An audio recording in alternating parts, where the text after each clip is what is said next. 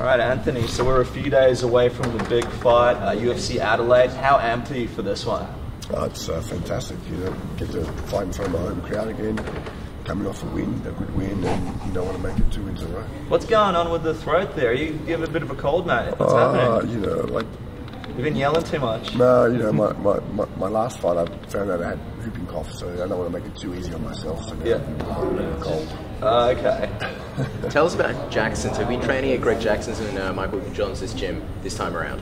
Yeah, this is the second fight in a row. I went to Jackson and Winkeljohn's and went there. I started my camp here, did about 4 weeks here, then went 3 weeks over there, and just fantastic, you know, great coaches, great sparring partners, great teammates, and it's just fantastic. Even though you're a local here, do you find you have to acclimatise when you come back to Australia? No, not really, just from experience, you know, when you get off the plane, you know, don't go to sleep, just get into the normal routine as much as possible, and you know, before you go to bed on that day, try and sweat it out a little bit, and there is no reason to have jet lag, really. This isn't the first time you've been at Jackson's. Tell us, what did you work on in particular? Obviously, you got to a certain level from the last time there. What were some of the focal points for you this time when you were over at Jackson's? Just getting better at my, you know, what I do best, you know. And you know, it all starts with a stand-up, so you get in the defence a lot better. Getting in there with Alvey a little bit? Actually, I did with Jon Jones, not Alvey, but I really. How did that go? Fantastic. You beat him?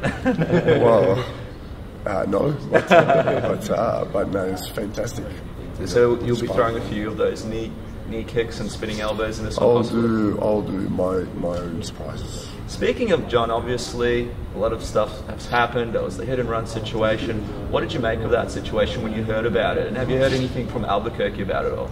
No, look, you know, it's not my business. It's a shame. Like everyone else, you know, I'm disappointed, but you know, and I just pray for him and that he gets back on track as soon as possible, because you know, already, you know, MMA and the UFC missing.